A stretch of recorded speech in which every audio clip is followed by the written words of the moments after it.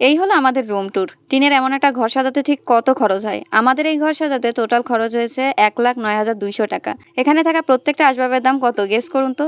থাক, এত প্যারা নিতে হবে না, এই ভিডিওতে আমি নিজেই বলে দিয়েছি। আচ্ছা, টিনের ঘর মানে কি সে ঘর অসুন্দর? মোটেই না। দেখুন আমাদের ঘরটা, মাশাল্লাহ, এটা আমার জন্য সব থেকে আরামদায়ক জায়গা, আলহামদুলিল্লাহ। এই ঘরে ঘুটুর ঘুটুর করতে করতেই আমার সারা দিন পার হয়ে যায়, কখনো এ কোনায় তো কখনো ও কোনায়। কারণ এই ঘরের হাফ রেস্টিং সাইড এবং হাফ ওয়ার্কিং সাইড।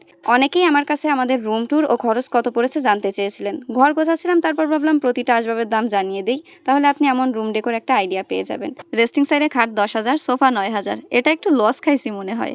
শোকেস 14,500, বোরকা স্ট্যান্ড 1,200, মিনি ড্রয়ার 3,000।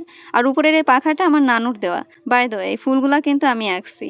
এবার ওয়ার্কিং সাইড, এই স্টাডি টেবিল 3,500, আলমারি 7,000, ড্রেসিং টেবিল 3,000, ওয়ার্ড ড্রয়ার 4,500, পিসি টেবিল সহ 52,000, বাক্স 1,500। আর এই সাবানা সেলাই মেশিন আমার নানুর দেওয়া। পাখা ও সেলাই মেশিনের বয়স আমার থেকে বেশি, তাই এর দাম জানি না।